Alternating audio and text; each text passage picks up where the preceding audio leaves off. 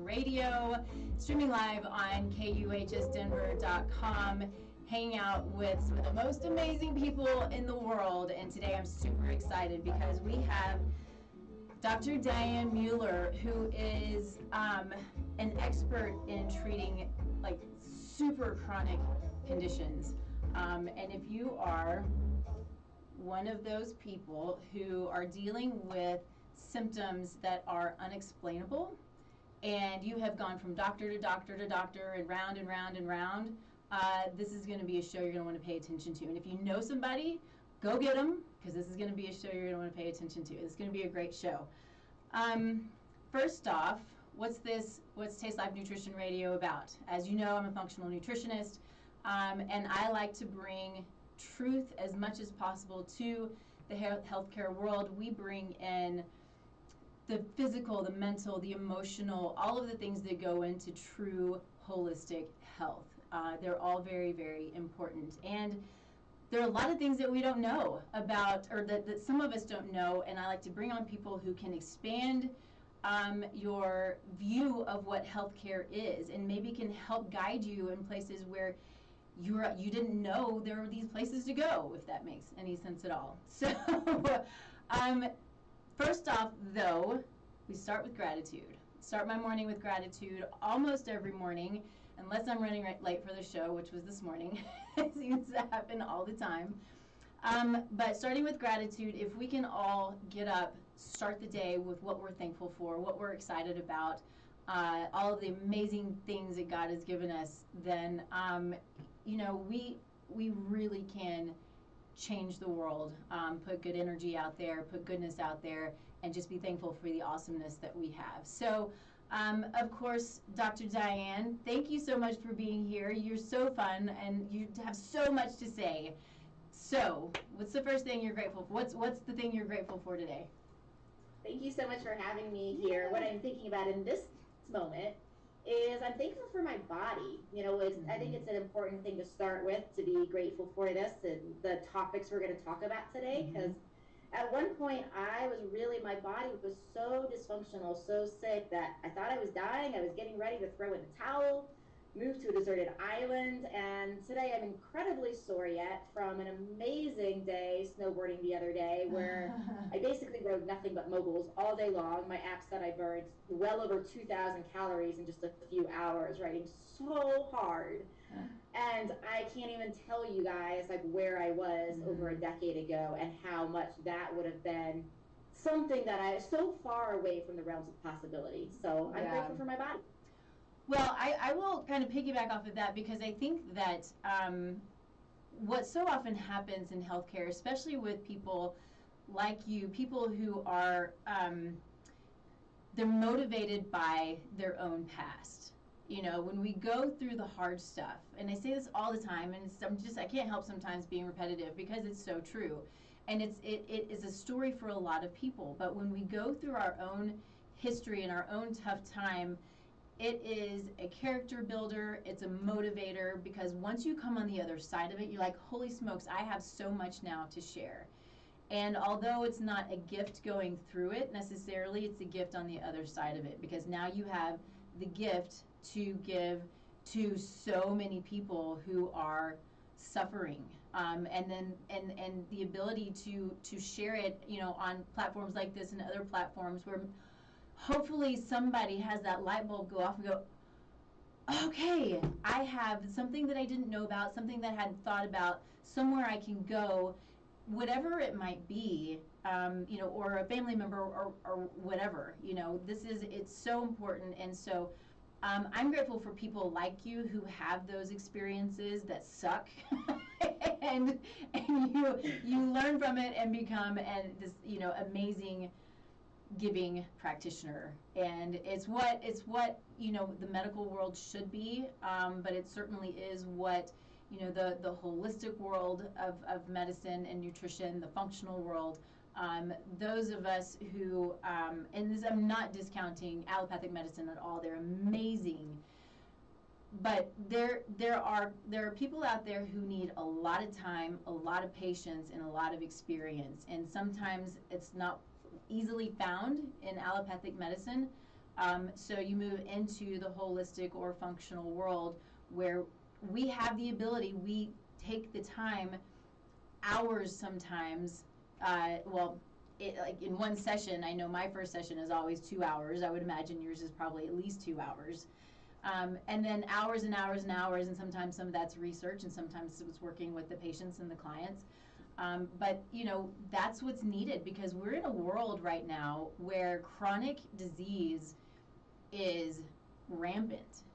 We know so much, we've learned so much, and we're still in a place where so often we're just boggled. We're like, what do we do with this?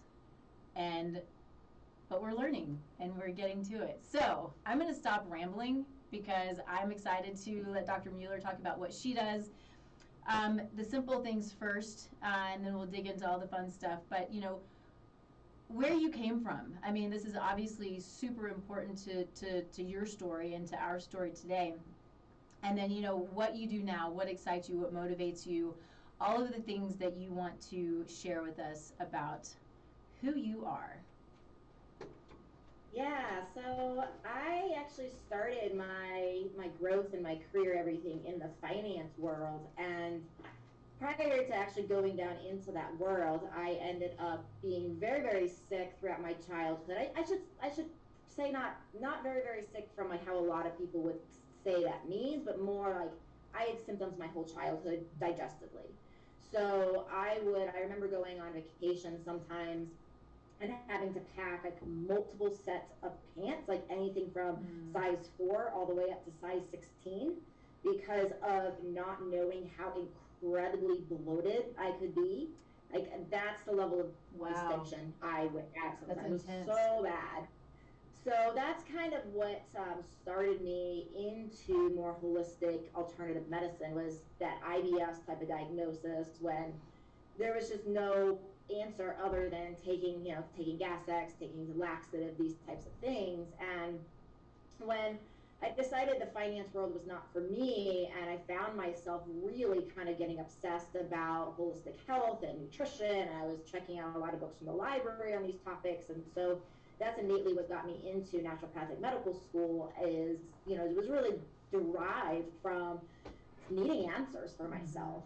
And things when I was in school, my digestive system started getting better as I started finding the root causes for that. But what wound up happening was I just had other symptoms come up, and I just got sicker and sicker and sicker, to a point where I was having these, what I'm calling them episodes, where I could literally leave my house, and within like if I was going for a quick 5-minute walk around the block kind of thing, because that's about all I could do because I was so fatigued.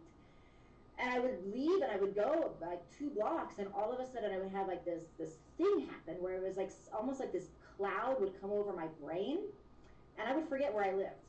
And I remember at one point just like sitting a couple blocks from my house, like under this Doug fir tree, and just being like, I don't know, just I don't know. And this would last, like, it wasn't crazy long, it would last like 5 minutes. And then all of a sudden the cloud would lift, and I would kind of come to, like I was coming out of some sort of trance. And I would remember where I lived. And so there's a lot of other, crazy neurological things that were happening, memory loss, fibromyalgia. My pain was so bad. And it got really kind of written off as just medical school syndrome and, adrenal issues, because that was logical. And it wasn't until I graduated and all my friends and colleagues were reporting how much they were feeling just alive and their vitality was coming back, and I was just so much worse, that I actually realized that I had a legitimate problem. And that's kind of how I found out, and did a bunch of tests and realized it was Lyme and mold, and then went the route of learning about it and treating about it, and now helping other people. It's so interesting. And one of the things when I was kind of prepping for the show and doing my promo for the show and that kind of thing is talking about the difficulty in diagnosing things like Lyme and mold, especially if you don't know that there is naturopathic medicine out there, or functional medicine, or those who are a little more experienced, or at least have heard of some of these things, there are a lot of people, physicians out there who haven't heard of mold exposure and how horribly, horribly horrible it can be, and what it can mimic. There are diseases that Lyme and mold can mimic, and we'll get deeper into that. But again, just super grateful to have you on so we can talk about this. And I just pray that somebody out there is seeing this going, okay, I have some hope now.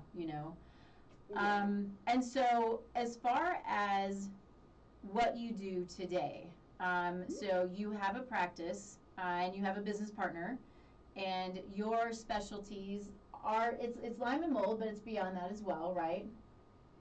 Yeah, it's Lyme and mold, but I really look at health as we can't separate things. Right. It's like when we really get down to it, Lyme and mold can affect the gut. It can affect the vagal nerve. It can affect the cognition and the brain and how we think about it, our nervous system and our hormones of all types, our liver functioning, our immune function. There's so many different things. Yeah. So, some people, it's like if you look at my website, it's clearly targeted to Lyme and mold, and a lot of my clients do have that. But I really look at what we do at Medicine with Heart is it's like we're a holist. It's like it's really about treating the entire body.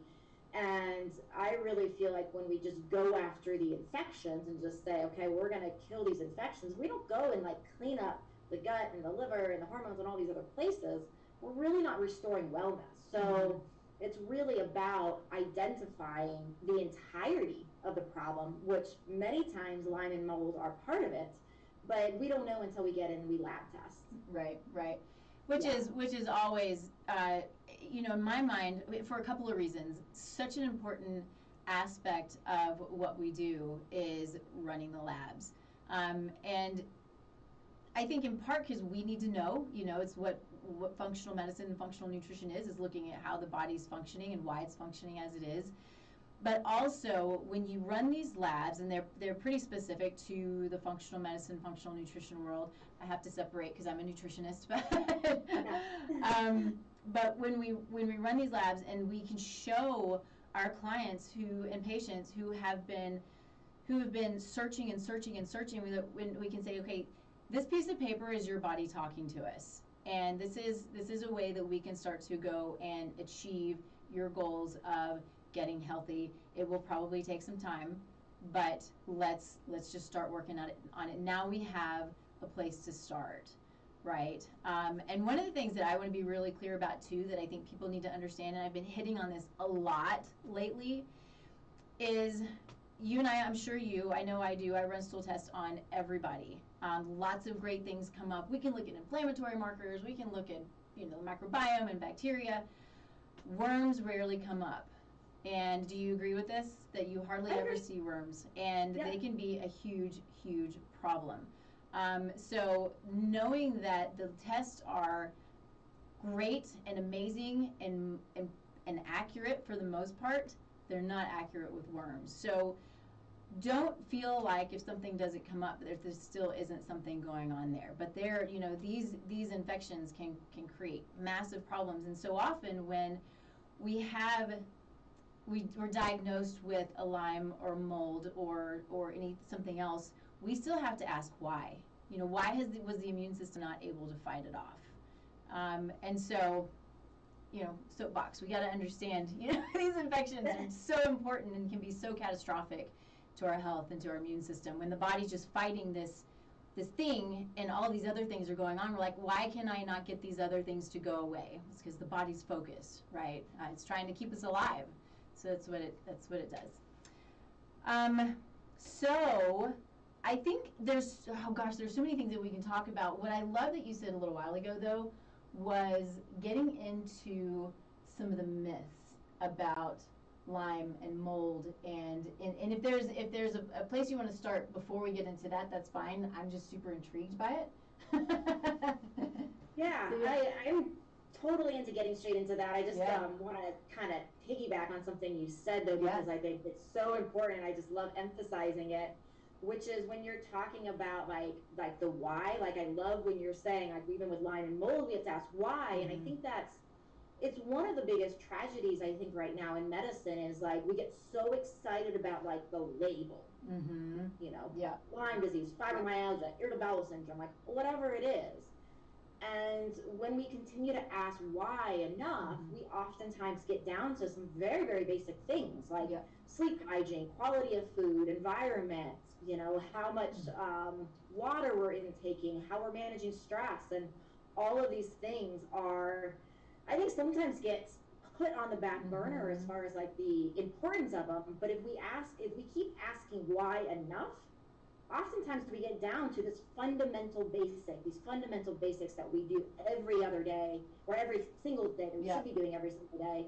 And as we need to do all of the exciting stuff we're going to talk about around treating things like Lyme and mold, I really think what you said is so, so important to say, like, all of these things are great. And if we don't get the basics right, then the stuff, we're never going to get there either, because that's oftentimes the fundamental of the why. Right, right. Yeah, it's interesting when there's some pretty great diagrams out there, but you know, you have inflammation and you have stress, but stress causes inflammation, and then you have lack of sleep, which causes inflammation and stress, and then you have infection, which causes lack of sleep and inflammation and stress. And sometimes it's just there are multiple factors, but like you said, always, and I say this too, and I think it's so important to say it over and over and over again, but it's like the 5-year-old. Why? You just keep asking why, keep digging, because the answers are there. Symptoms are just that. Disease is a symptom. Symptoms, and so it's the body trying to say, hey, I now need you to step in because I can't do this on my own anymore. Because so often we're just sitting back going, oh, I'm going to eat whatever I want and do whatever I want. My body's going to take care of me and whatever. And the body's like, nope, I'm done. I need you to jump in and find somebody who can help. Yeah. Absolutely. 100%. 100%. So then you want to get into the myth stuff now? Okay, fantastic. So to start with one of the things we were talking about before we jumped on live here, which is with Lyme disease, so many people for so long thought a couple things. Like, one being that you have to have this bullseye target-looking lesion, this rash, in order for it to be Lyme disease. And so that is so far from the truth. There's actually only about 1/4 of people that have that rash. So like, if you see that rash, hooray, because you actually know you have it. But if you don't have that rash, you cannot rule out Lyme disease as being a possibility. Let me just clarify something real quick. I'm sorry. So just in case you don't know, Lyme disease comes from ticks, and so when they bite, they can leave what looks like a target. I point to my leg because my husband had this, but it can leave what she's saying is that target lesion, but it may not. So I just want to clarify, if you don't know, that this is a tick-borne disease. It's a tick-borne disease, and then also there's 2 published studies, one showing that mosquitoes can carry Lyme. Oh, interesting. And one study, and these are very, very interesting studies, but one study actually showed that fleas can contain Lyme. Oh. So ticks are definitely our predominant insect at this point that we know of.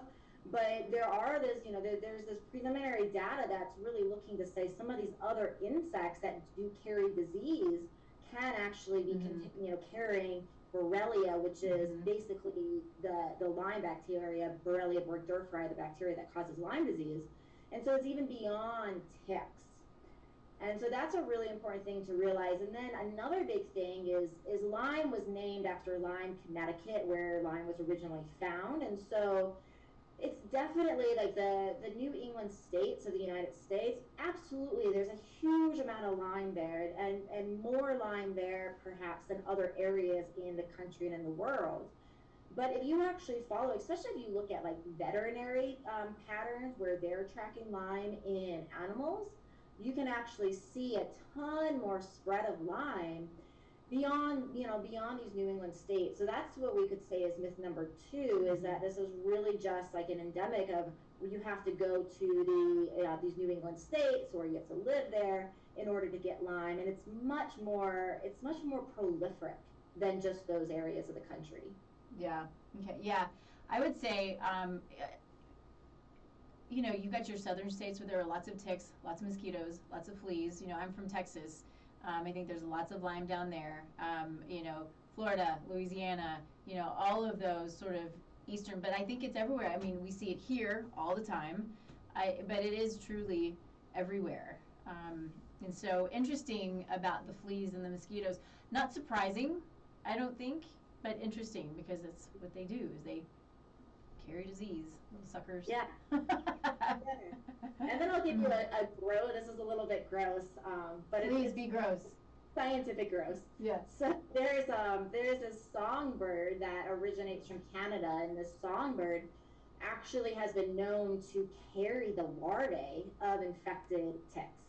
That that have basically Lyme disease. So basically, as a songbird travels and essentially defecates all over the earth, that's the gross part. It's actually defecating infected ticks. That these ticks are infected with Borrelia, and so that's another kind of way that we're learning that Lyme is actually spreading. It's like it's spreading as these birds fly all over the place. Would you call it an epidemic? At this point, I would call it that, but if we're just using the current numbers that we're seeing, we're not, we would call that. The reason why I think it might be an epidemic is more based upon the fact that I think we're severely underdiagnosing it. And if you look at the standard of diagnosing in Western medicine and conventional medicine, the standard is to first use a test called an ELISA.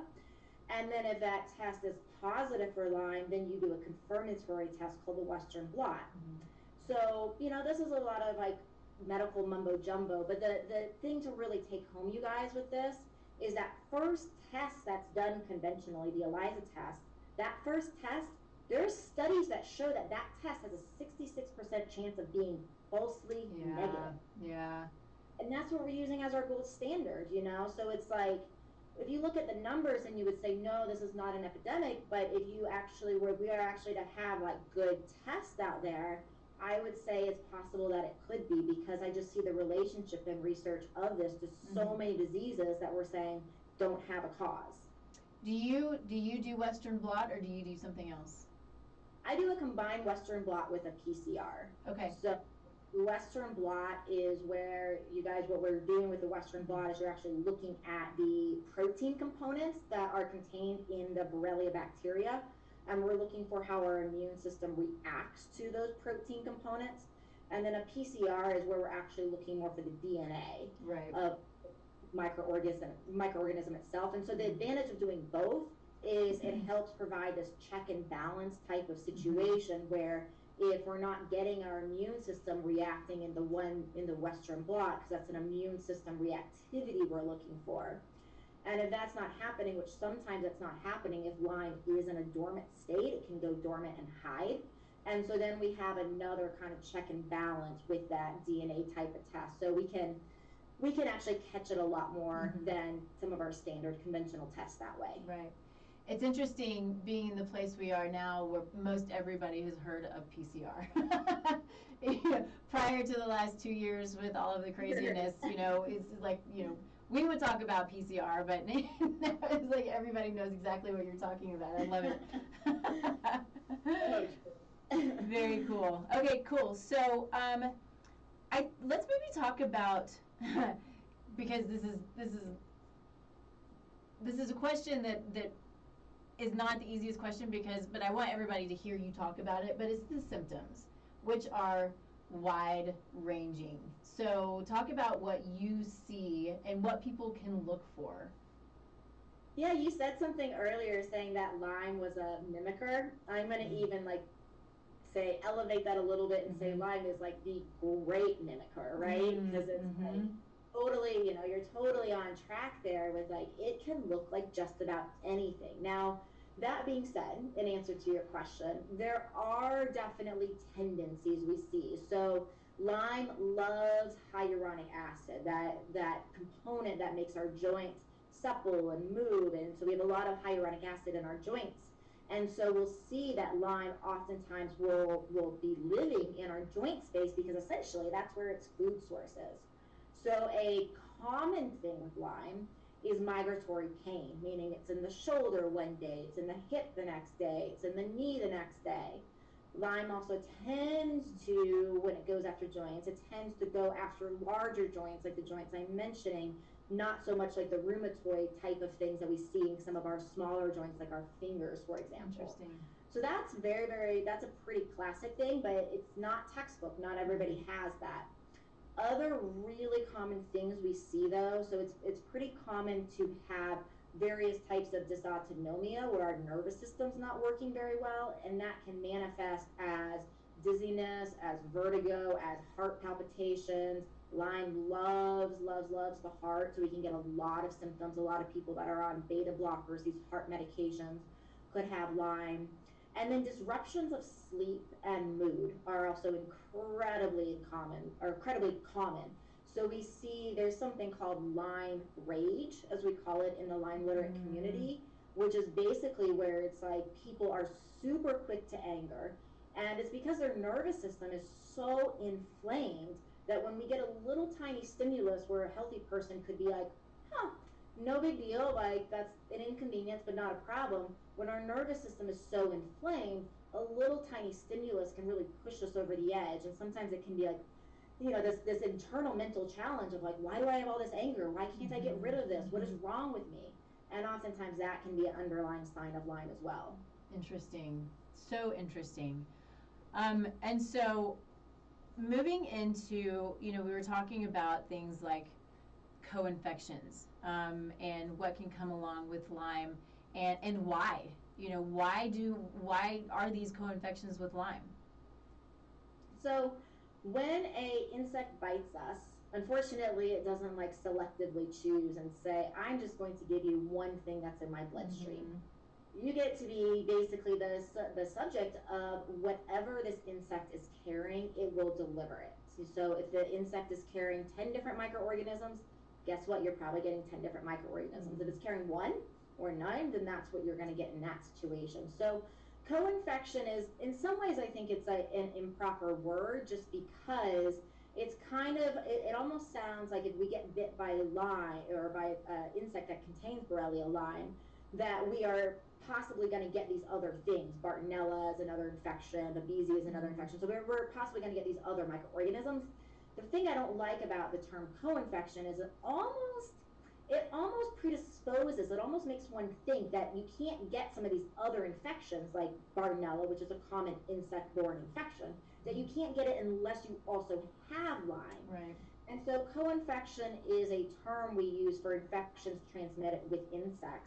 But it's important to delineate that we could get them in combination with Lyme, but we could also get some of these other microorganisms delivered to our body without having Lyme. It's just depending upon what the insect is carrying.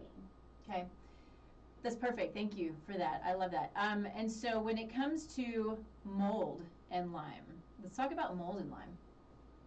Yeah, so mold and Lyme are definitely sister diseases, and they're sister diseases in part due to genetics.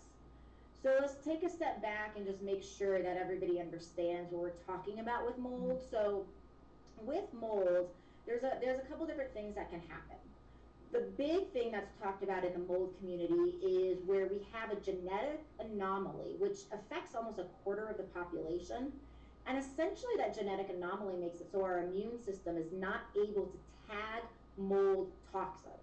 So I have the genetic anomaly, so if I'm in a moldy place, I breathe in those mold toxins, and my immune system's like, what mold toxins? I don't see any mold toxins. And they will build up in my body, right? And so that can be one situation. We can also actually have a situation where we have mold spores inside of us. They're growing, they're creating the toxins because they're actually living inside of us. So that's kind of the 101 of what mold illness is. Now, the connection between mold and Lyme is also due to this genetic predisposition. So for some people, there's different versions of the gene that makes us more susceptible to mold, and some people have a version of the gene that will also make it difficult for their immune system to recognize toxins that the Lyme bacteria produces. So a lot of how microorganisms across the board make us sick, in part, is due to the toxic effect they have on our body. And so with this particular genetic I'm talking about, there's a particular genetic that will make us susceptible to mold, but also make us susceptible to not being able to recognize the Lyme toxins. And then we get that build up of both. And it becomes very difficult to sort out sometimes which symptoms are coming from which, because they're both the great mimickers. They both produce many of the same symptoms. But oftentimes it really comes down to just being as simple as understanding that if they're both present, we need to treat them both. Right, right. That's great. Thank you. Mold is, I think, super underdiagnosed as well. And I would also call it a mimicker. Yeah. And I think that, you know, you have one, it's terrible. You have both, it's super terrible. But keeping that in mind, that, you know, and maybe we just go ahead and get in this as we're talking about, you know, the symptoms, the neurological symptoms. There's, you know, what's called CIRS. It's the chronic inflammatory response syndrome, and then, you know, moving into things like Parkinson's, ALS, MS, Alzheimer's, fibromyalgia. So I'm kind of backing up for a minute because I saw that you have a blog that I appreciated, and it was the Lyme versus fibromyalgia. And then we can get into some of the other stuff. But maybe we start there, because I have found, and I believe you would agree with this, that fibromyalgia is kind of like IBS in a sense, right? It's that catch-all, I don't know what's wrong with you, so you have fibromyalgia in a sense, put simply. Would you agree? 100%. Yeah. 100%. I mean, and I think this kind of brings us full circle in some ways to the beginning part of our discussion around, like, why, right? So it's so, you know, I look at like a diagnosis like fibro or IBS as the beginning and not the end. And so much so the problem is we get this diagnosis, and then it's like, we're so trained just in our culture and society to be like, okay, this is just what I have, versus actually saying, okay, this is basically a term that is a definition for a grouping of experiences and symptoms I'm having. But it's not actually saying why. Like, the body does not just go through like the pain and the fatigue that comes with fibro for no reason. There's something that is out of balance. It's changing the nervous system threshold, where we're actually, you know, seeing like sometimes like just a tiny little touch like that as being incredibly painful. And that's because our nervous system has actually been programmed due to something to actually recognize pain at a different level. That's so interesting. I do have, it's a very short-term experience, but someone who I have not worked with to date, but she said, you know, I have all of these symptoms, and I was finally diagnosed with fibromyalgia, and at least I have an answer. I was like, what's your answer?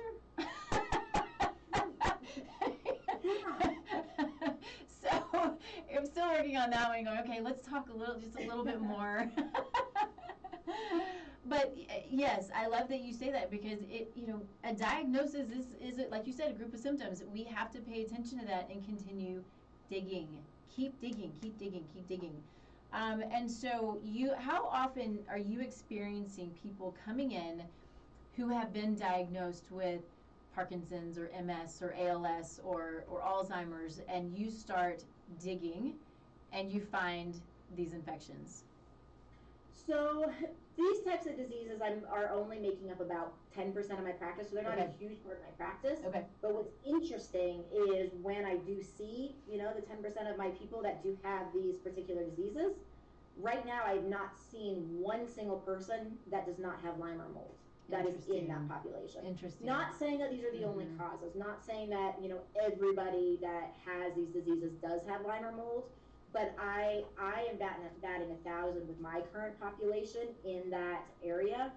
So it is my theory based upon clinical experience, but also based upon, there are studies, for example, like on Alzheimer's patients, on Parkinson's, at autopsy, and seeing some of the changes in the brain, and actually seeing the Lyme bacteria in the brain.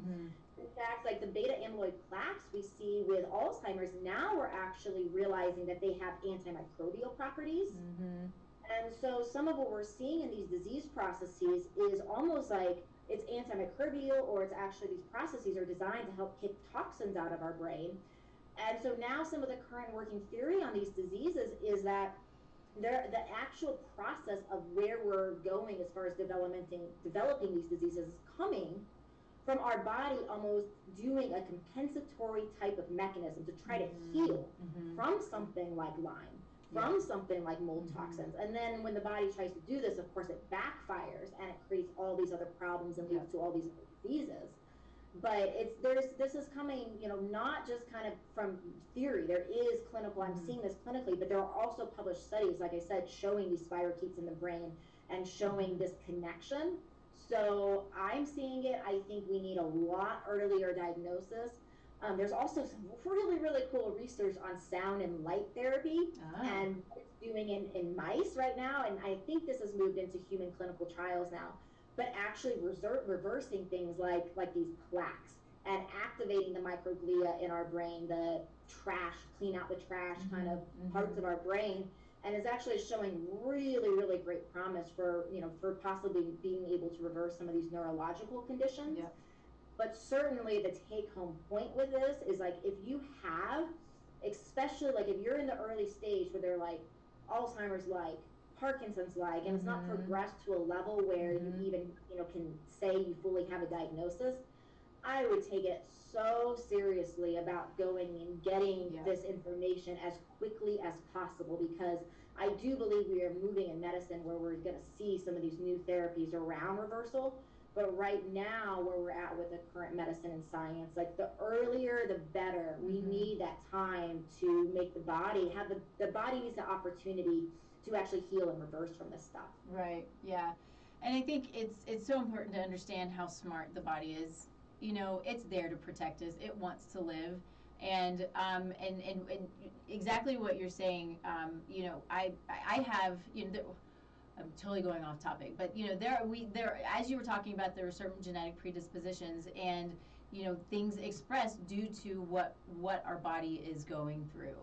And so for me personally, I have a genetic predisposition to Alzheimer's. I've seen it. I'm super high.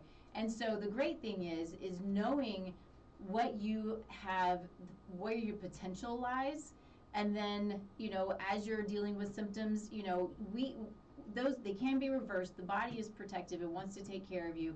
I love the whole epigenetic world because it can give us so much information. It's not diagnostic, but it's truly amazing to see what your potential is, and then you have really good guidance on what you can do, how we can all help to manage and to reverse. It's super cool stuff. I just love it.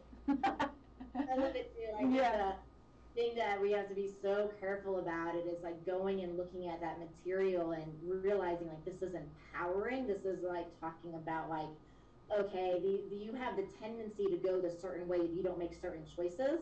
But then being very careful when we look at that information, you say, okay, you have the Alzheimer's genes. Being very careful to like not program the brain, so the brain all of a sudden buy into like, I'm on this trajectory to Alzheimer's. It's like you're on this trajectory to doing the choices to actually manipulate your genes so you don't get these disease processes. Yeah. So power versus victim. Yes, thank you for that. I come in contact with clients who I say, we have the option of looking at these things, and some of them like, I don't want to know, which is okay, because then I know if they want to look, I can know, and then I can know how to help, but then they don't have to know. But it also is empowering to know that we have the ability to not allow this to happen. This is why I love, the epigenetic world so much, and I have on my website, we do have control over our genetic destiny, because we do. It is so empowering to know our potential, good and bad, but know that epigenetics is lifestyle. It is all lifestyle factors, and we have control over that. It gives us a lot of accountability. We can't blame it on our family and our, history and all of these things. For the most part, trauma is a different story. But anyway, we have so much power in our health, and I think that's something that I want to really get across, even if you're struggling as much as Dr. Diane was, as much as many people do for years and years and years and years.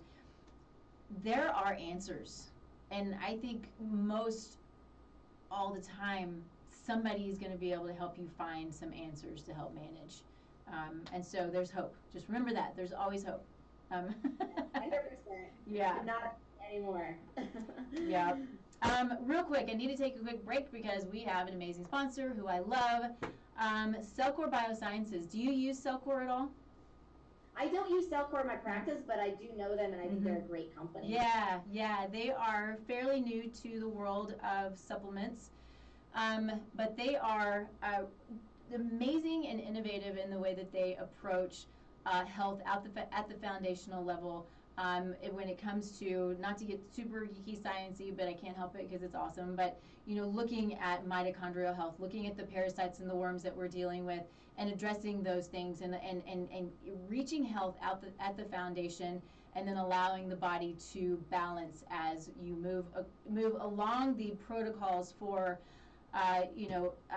drainage and detoxification and elimination of microbes, and so on and so forth, and oxygenating the cells. It's just awesome stuff. I love who they are and what they're about, and I'm grateful to have them as one of our sponsors. So thank you to Cellcore Biosciences. You can only get them through practitioners. So, but check out their website. They have tons of data, lots of good data. So check them out, and then if you want to go further with it, then find a practitioner. You can find me. I'm here. So good stuff. I appreciate them a ton. I want to talk real quick about, because I don't know anything about what this is. So I just saw this on your website, but it's the LL37 antimicrobial peptide, and I want to know more about this. Yeah, so peptides, just so everybody knows, peptides are essentially protein molecules. And so we're seeing a ton of new research come out about the use of peptides, either topically or orally or through injection. LL37 is a peptide that's classically given through an injection, but it basically is a peptide that we're seeing in research. So it's a protein that we're seeing in research that basically has a ton of antimicrobial properties. So it has antibacterial properties, antiviral properties, antifungal properties. And one of the great things about peptides, just like one of the great things about Cellcore, is that it's like this new information on the scene, so it's giving people other options. Mm-hmm. And one of the biggest things I've seen with the use of peptides, we use peptide therapy a lot in our practice, is it just provides a different option for people, because one of the things I've learned the most in the Lyme and mold community is that there's really not a one-size-fits-all treatment. And some people will react to one thing and they will not react to another thing as far as antimicrobials, where some antimicrobials will make them feel really sick and others they can tolerate. So having a lot of different options for people is a really great thing. And then having injection therapy is sometimes as our antimicrobials is also a really great thing for some people, because some people don't digest that very well. Some people don't absorb things very well. And so having another way of doing some antimicrobial therapy that is avoiding the gastrointestinal tract is a really great thing. And also the fact that we have an antifungal component and an antibacterial and an antiviral, we can hit a lot of our different microorganisms with this one particular peptide. Is this something that you do at your practice? Yes, we do this at our practice. We also sometimes will have it compounded, and well, it is compounded. Okay. We also sometimes will send it to people to do their own injections. So that's another. Interesting. Yeah. Cool. So where is it injected? So classically, it's injected into oftentimes the abdomen. Sometimes you use it into the gastrointestinal tract, or not in the the glutes. That's what I'm trying to say. Okay. So abdomen or glutes. And then in our practice, if we're giving it in person, one of the things that we'll actually do is we'll combine acupuncture theory with it. So we'll actually inject it into an acupuncture point that is used, that is, say, out of balance with their current chemistry. Oh, I love that. Okay. Yeah. So that's right. Yeah. No, it's so fun. It's so fun. And so it doesn't have to be IV, which a lot of things do have to be IV, so that's great. So the butt or the belly is where it goes. Yes, exactly. Cool. The area we tend to have a little more fat accumulation. Usually doesn't hurt as much. Perfect. Makes sense. Okay, so we only have a few minutes left. Is there anything else that you want to hit on? Because I'd love for you to talk a little bit about where you're found, what you've been doing. I know you have communities and you have your institute, you have at least one book. I want people to know where to find you, all of the things. We've got like 7 minutes. Yeah, absolutely. So we'll start with my books. My book's called Use Your Mind to Heal Your Mold and Lyme. That can be found on Amazon. And just so people know, like I named it that way to integrate the concept of like, we also have to work on the mind, but it does go through a ton of the body root treatments. It goes through a lot of the science behind what we're doing, a lot of the things that we could probably spend the next weekend talking about and not get through everything because it's so fun to talk about. Yeah. One of the things you'll see in the book that I think is a really important point to mention on the show is that when it comes to Lyme and mold treatment, it is so important to think about not just killing and not just detoxifying, but also rebuilding the system. Because most people have dysfunctional hormones. Most people have a gut permeability that is leaky. Most people have a brain, their blood-brain barrier is leaky. And so really in working with somebody or somebodies, a team of people that are going to analyze not just for if you have these things, but for if you have all of the damage that is oftentimes associated with these things, and making sure you're working step by step to kill, to detox, but also to rebuild and repair. So I think that's a really important point, and you'll see me go into a lot more detail in that Use Your Mind to Heal Your Mold and Lyme book. I think that that's something that's a really, really good point that I want to hit on again is a team. Sometimes you got to have a team of people. It's not just one. It's not, you might need a couple of doctors. You might need your nutritionist. You might need your acupuncturist and your Chinese medicine and your herbs and, all of the things, and then other therapeutics that are out there. So because it's so difficult, depending, no matter what it is, because it's so difficult, don't close off. Really open up. Find the people who are there who know what they're doing and can help you in their specialty, and then there are going to be other specialties as well. So know that anytime I've worked with anybody with mold or Lyme, it's been as part of a team. So I think that's important. Okay. And you are in Lakewood, Colorado, yes? I'm in Lakewood, Colorado, yes. So we do have our brick and mortar there.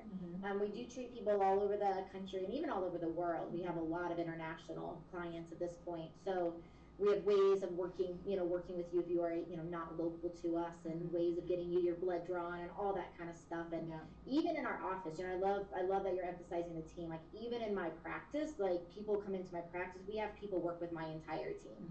So I have a team of practitioners, and we all work together, and we all contribute to the caseload, because I've really seen with this, it's like we have to hit all the different areas, body, mind, soul, and spirit, and it's all integrated. And so working with a team that's really doing this is I think super important, and that's even what we've built into our practice, which is called Medicine with Heart, and can be found at medicinewithheart.com.